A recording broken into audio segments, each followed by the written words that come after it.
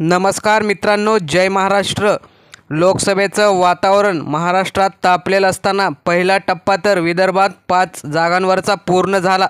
देवेंद्र फडणवीस, एकनाथ शिंदे, अजित पवार यांच्या सभा महायुतीसाठी होत आहे, तर महाविकास आघाडीच्या शरद पवार, उद्धव ठाकरे तसेच काँग्रेसच्या नेत्यांच्या होत आहेत। काल उपमुख्यमंत्री अजितदादा पवार यांनी एक सभा घेतली। त्या सभेत नेमकं काय झालं ते आपण सविस्तर बघूया। मुख्यमंत्री एकनाथ शिंदेंच्या 2 दिवसापूर्वीच्या सभेतून अक्षरशः लोक पळाली। तीच परंपरा अजितदादा यांच्या प्रचार सभेतसुद्धा दिसली।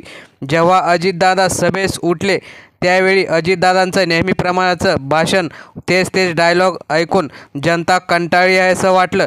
जेव्हा ते सभेस उठले तेव्हा अक्षरशः लोक रिकाम्या खुर्च्या करून घरी पळाली। आपण त्याचा व्हिडिओ बघू शकता। अजितदादांचं समोर भाषण सुरू आहे। स्टेजवर जास्त लोक आहेत आणि समोर ऐकायला कोणीच नाही, त्यामुळे अजितदादा संतापले असं आयोजकांकडून ऐकण्यात आलं। त्यामुळे येत्या काळात महायुतीच्या बाजूने निकाल लागणार नाही व महाविकास आघाडीच अधिक जोमात असेल असं दिसतं। त्यामुळे 45+ भाजपा महायुतीने ठेवलेला आकडा पूर्ण होणार नाही व महाविकास आघाडीच 40च्या पुढे जाईल असा अंदाज दिसतो। तर मित्रांनो, तुम्हाला काय वाटतं? कोणाला किती जागा भेटतील? आपल्या प्रतिक्रिया कमेंट बॉक्समध्ये नक्की कळवा। धन्यवाद।